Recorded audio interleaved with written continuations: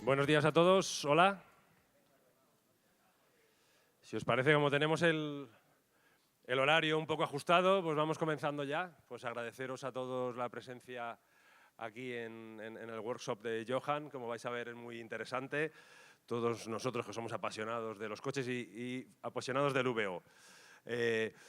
Cuando nos llamó Faconauto y que sponsorizáramos el workshop de Johan, nos pareció una idea muy interesante. Sabéis que desde siempre BCA pues hemos estado apoyando y compartiendo conocimientos sobre el VO, ayudando a los concesionarios que sois el principal actor de la automoción en España y el actor con mayor potencial de crecimiento en el negocio de VO.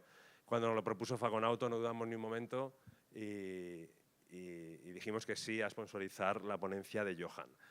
Y yo, como buen españolito, perdonadme, no me presentaba, Antonio Aboy, director de ventas y marketing de BCA España, pues he dejado la introducción para el último minuto. Y entonces, esta mañana revisando, tengo un calendario de citas, que cada día que pasa te sale una cita, que por ponernos un ejemplo, hace unos meses había un momento malo, complicado, y pasé el calendario y la cita de ese día era: las ventas lo arreglan todo. Digo, joder, qué cita más inteligente. Digo, las ventas lo arreglan todo y tiene toda la razón. Y la cita de hoy, curiosamente, era de un anuncio, era de Bruce Lee, un gran mentor del VO, en potencia. Y Bruce Lee, y os acordaréis todos, porque había un anuncio de BMW que decía, y la cita de Bruce Lee era: si pones agua en una taza, es una taza. Si pones agua en una botella, es una botella. Y decía: sé agua, amigo mío. Y tiene toda la razón. Ayer, hablando con un gran grupo de concesionarios y hablábamos del negocio del VO, decía: es que yo tengo marcas y las marcas me dicen que haga una cosa y que haga otra, y con mi marca de VO hago lo que quiero yo hacer realmente. Y digo, ¿qué razón tenía Bruce Lee con eso de be water, my friend? Y yo creo que Johan nos va a ayudar mucho en ayudaros a convertir en agua en ese negocio de VO creciente que está de moda actualmente, y os va a dar una ponencia donde sacar muchos aprendizajes. Su conocimiento es vasto, él se va a presentar, lo vais a ver, y yo creo que os va a ayudar mucho a todos vosotros. Sin más, os dejo con Johan Verbois y con sus 7 pasos hacia el éxito en el vehículo de ocasión. Gracias, Johan. Okay, welcome, ladies and gentlemen. I will speak slowly as well. I normally do it, so it's not a specific thing. I don't understand a lot of Spanish, but I understood Bruce Lee, so that's not a bad start. I will continue to learn further. I will first explain a bit who I am, and then what we will do today and what the objective is. I always like to make very clear what is my plan, so that you can try and follow there. So, my name is Johan Verbois. You've seen that one. I used to work in automotive. I sold cars.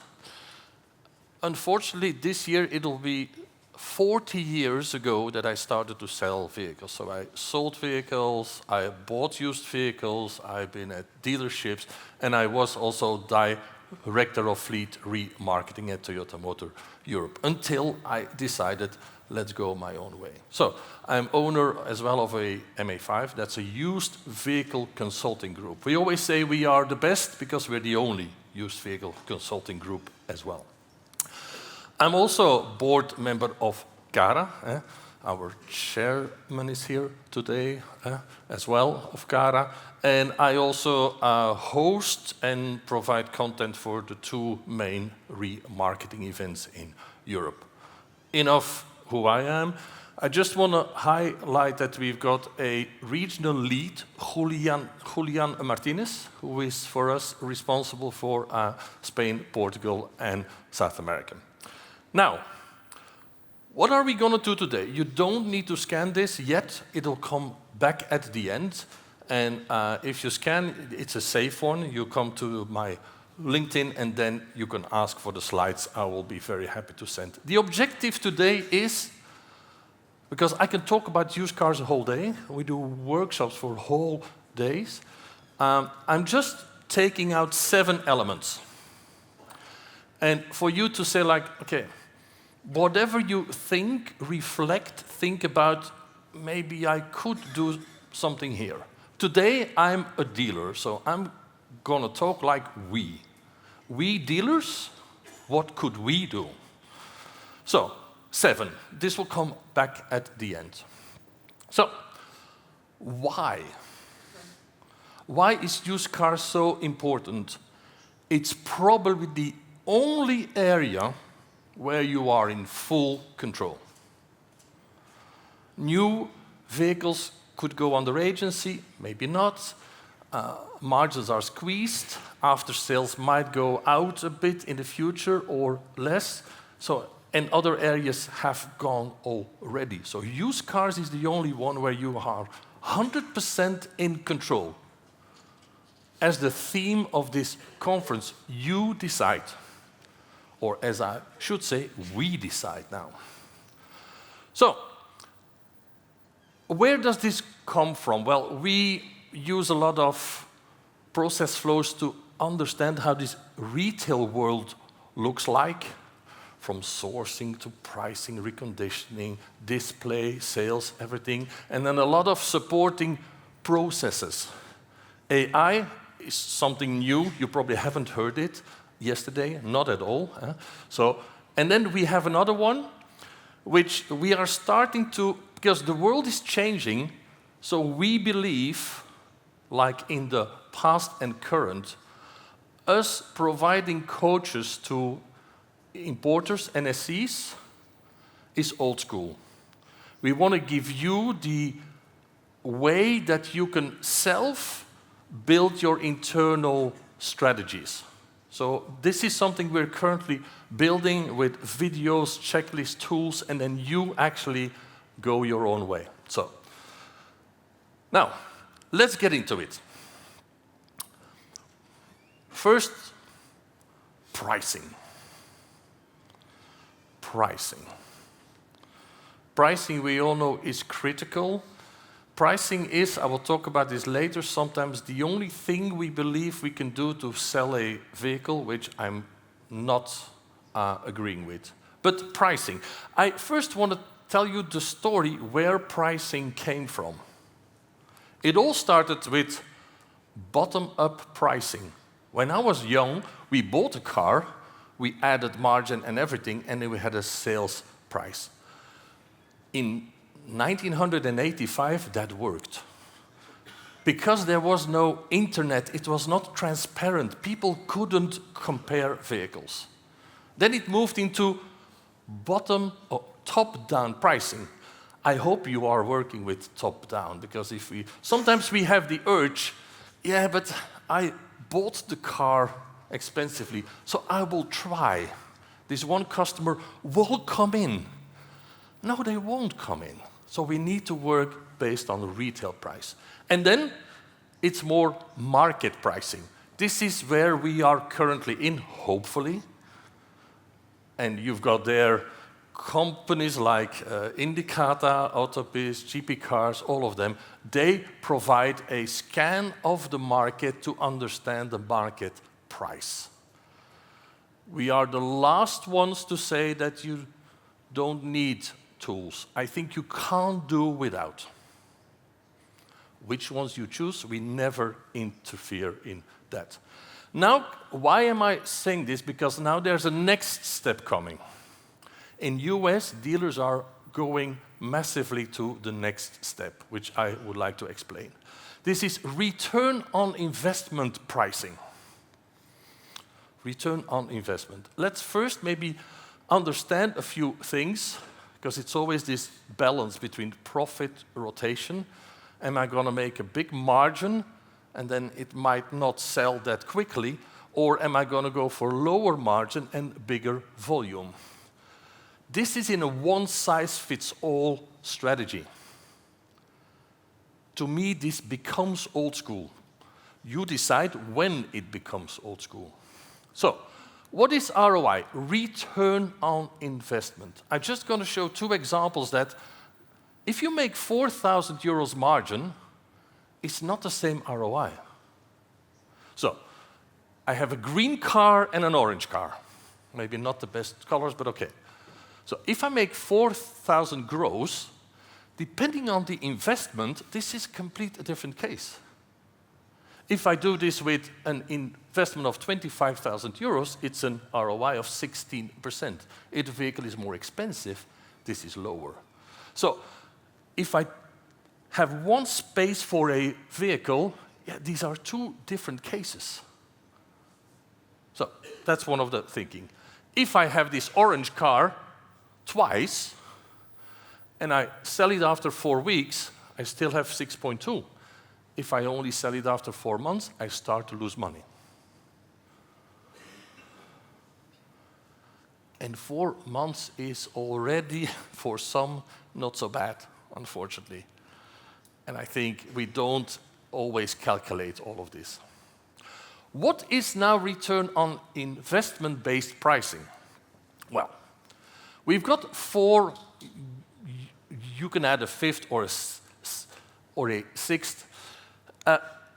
If we have a vehicle, it could rotate fast or slow. We might bought it cheap, so we've got a big margin potential. Depending on how much of those vehicles are in the market, it becomes difficult. If we have the only one, everyone comes to us. If there are hundreds, there's so much out there that is harder for you to sell. Plus, the risk volatility. Is this a vehicle that might depreciate fast, or is it quite stable? Everyone can think about vehicles that are like, yeah, if you have this one, whatever, it always sells. I think currently electric vehicles we can put a bit into a higher risk category, because if someone gets crazy with incentives, yeah, then it might pop down. So that's a higher risk.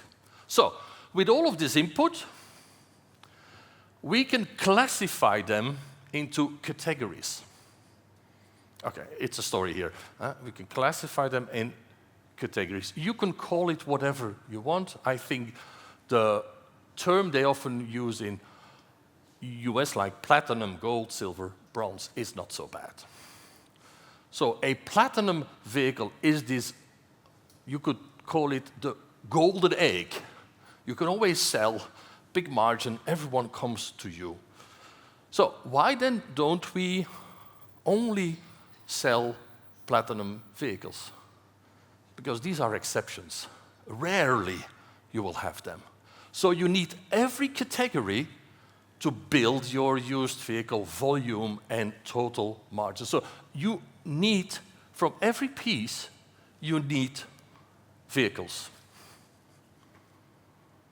But, and we will see this later when we talk about stock management, you need to treat them differently. So this platinum, gold, silver, bronze will come back later. So that's about pricing, just food for thought.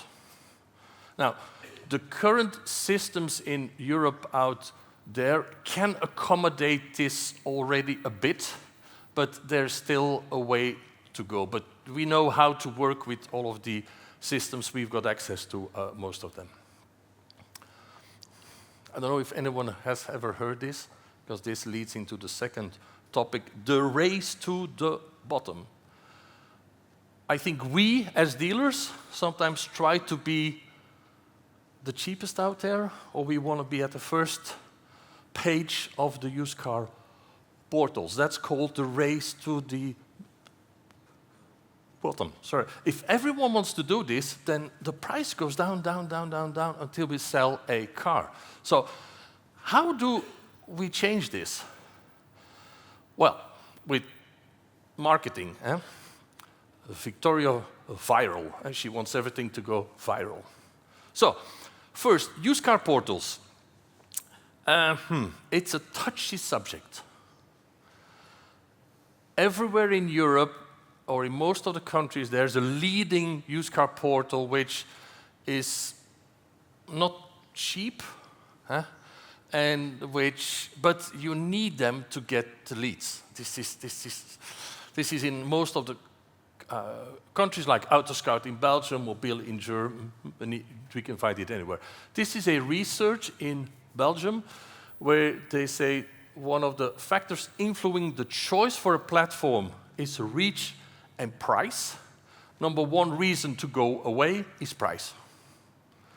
So there is a challenge. So we need to try and take more of the digital ownership in our own dealers or dealer groups or OEMs. We need to take more control because the feedback that comes back as leads is often also not what we ideally want.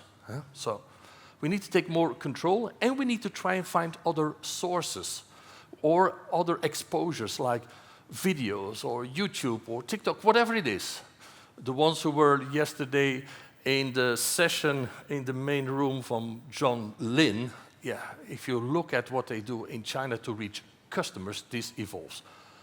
I'm not saying you need to start doing that straight away. Second thing, or one of the other elements to stand out is what you do with pictures, videos. People love to see things moving.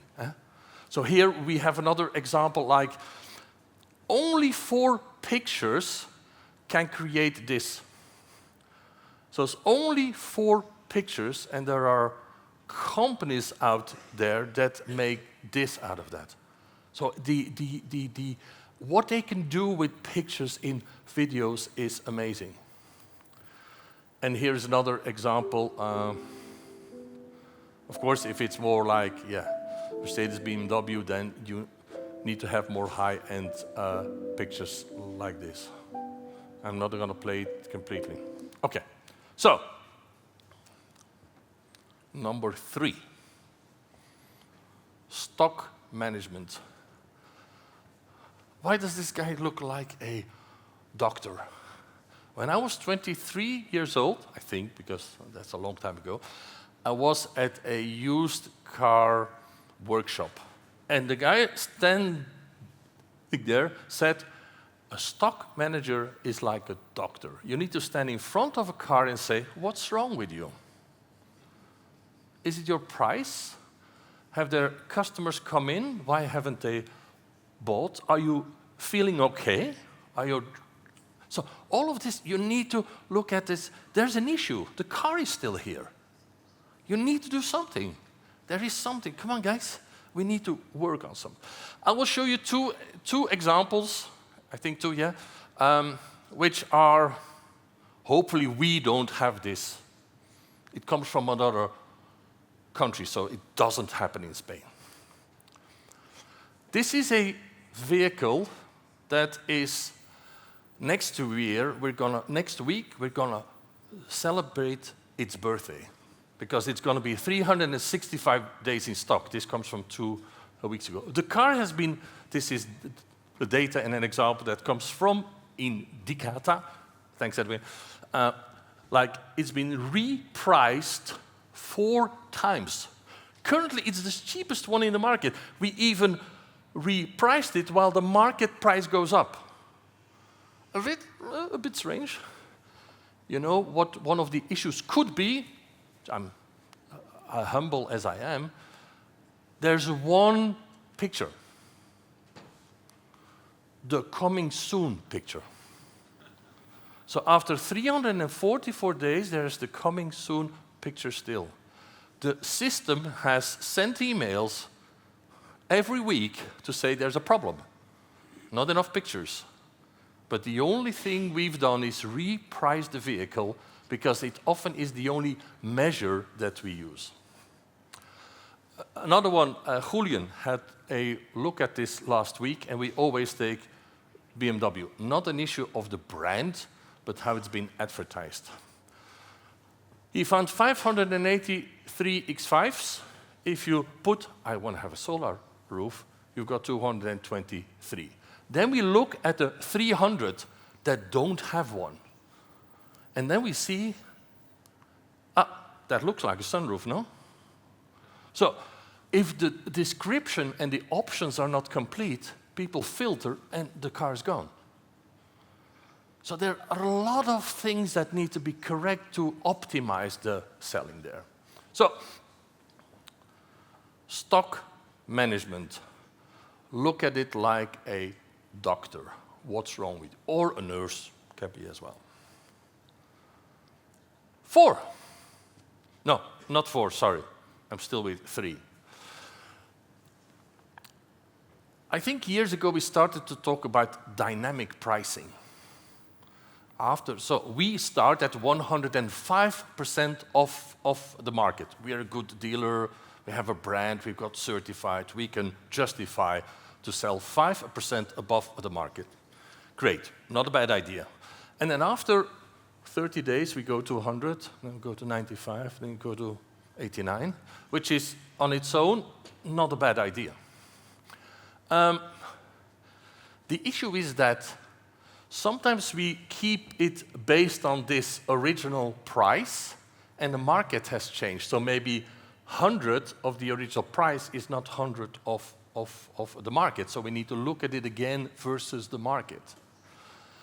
Second thing, and now I'm going to come back to platinum, gold, silver, bronze, is if we look at it more on a vehicle value point of view, ROI, we can't treat every car the same. Platinum, don't do this, please. Take your time. Be patient to maximize return on investment. This car is worth gold. If you've got bronze, in a week, alarm bells needs to go off. We need to do something. It goes as far as how do you pay salespeople? If you put a bonus, I used to be a salesman. I know after 90 days we get a bonus. So we keep the car in stock, we don't sell it. We wait until it's old enough to touch more money. This car should have it as from the first day. Guys, this is a bronze car. Go for it, call, do, hop, gone. Yes, great. And this one is like, look, that might be paid on another way. So that's stock management idea. Not going to talk about AI. That's why I put artificial intelligence. I'm not going to say the same things that everyone said. We know it's coming. We know it's important. The only advice I give, it's so important that it's in here as well, is just start. Just start with doing something. Don't you have someone in the group that you say like, do you want to become champion of AI? Because you're young, tech savvy, you might have ideas and then try and evolve. And what we try to do as consultants, we like to make things easy, is we've classified all of those in small dealer, medium, large, extra large, because sometimes it's so complex. Yeah, but where do I start? Our advice, start with those 3 maybe.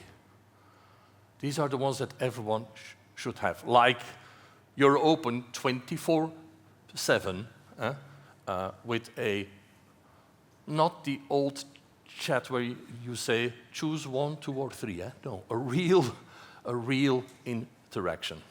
So, that's AI. Strategy. If someone asks me as a dealer, what's your strategy? Then the answer that often is like, what do you mean? I have vehicles that I have that are pushed by the OEM maybe, and then I sell them, no? No. Who do you want to be? What do you want to sell?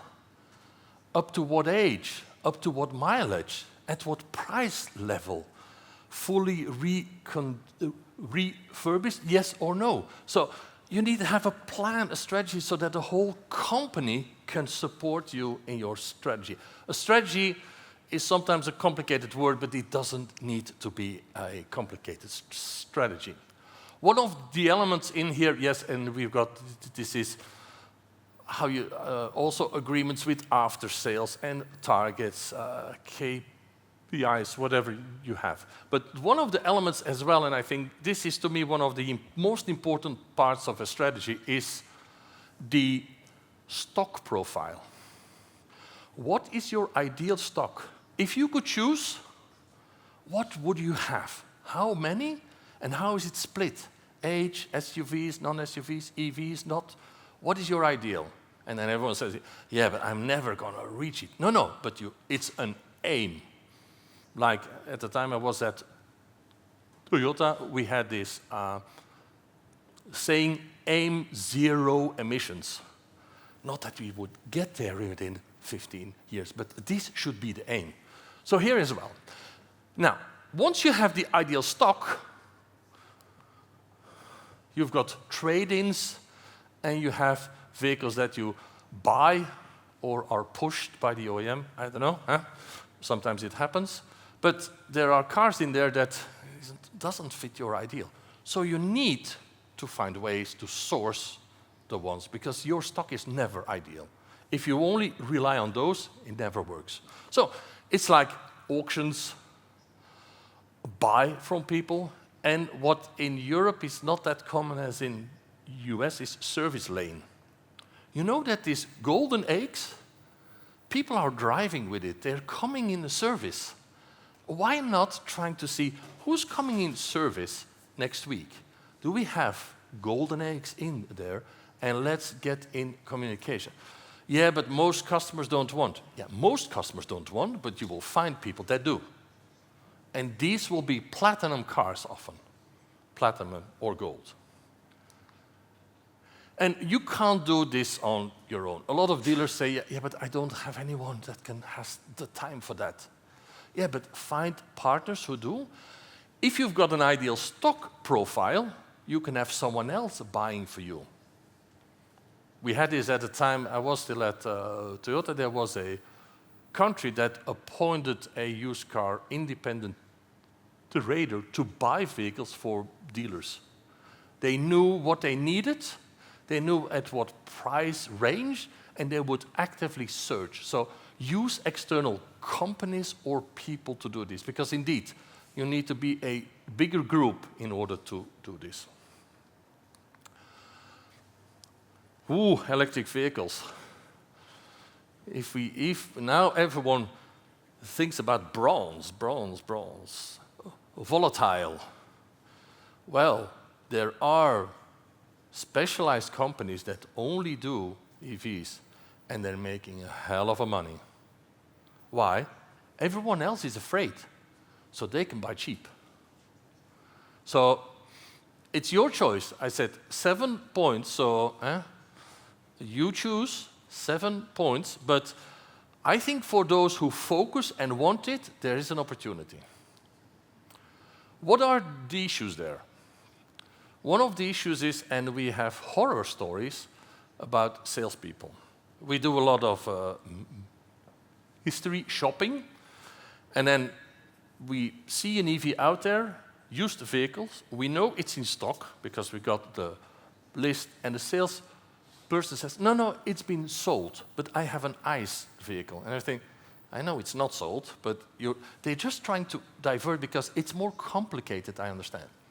In order to make it simple, we talk about FAQ, not frequent asked questions, but feasibility. We need to help customers understand, is it feasible for you? Is it affordable? Let's look at it at long term. How long do you keep the car? What is the mileage?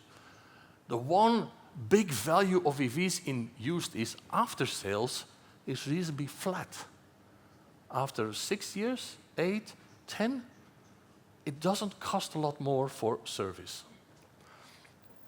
What I love in, we currently have a lot of new trainings on EVs, and what we try to explain to people is don't try to sell it, but explain to a customer, I'm not going to sell you a used EV, where we will explore what it means for you, and then you decide if you buy yes or not, because I've got ICE vehicles as well.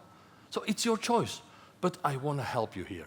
And then the whole atmosphere changes, the whole sequence of the communication. Quality. Just the most recent study, last week it came out officially, Arval, has done 16,000 tests, state of health, and we all start to understand that battery health is much better than anyone ever expected. Even after 200,000 kilometers, the average is around 90%.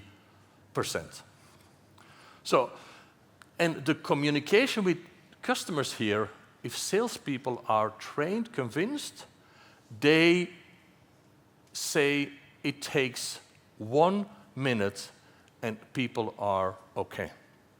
Just explain with a few numbers, with a few reports, and then people say, okay, finally, I've got a very concrete answer, and then you can move away to of quality and go on feasibility and affordability. There are a lot of tests out there. So all of this state of health is done by official tests that are actually approved by CARA. So now we have got 7 companies. I'm not going to name them because if I don't find the last one, then it's.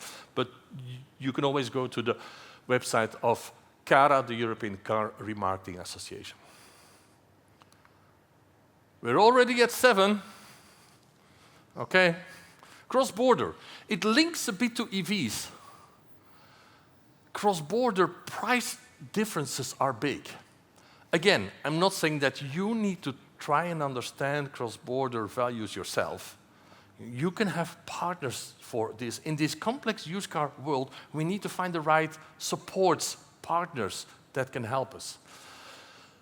Cross-border, it works 2 ways. Vehicles that are very hard to sell in Spain could be worth much more elsewhere. Why are we trying to push them here while they could easily be exported elsewhere?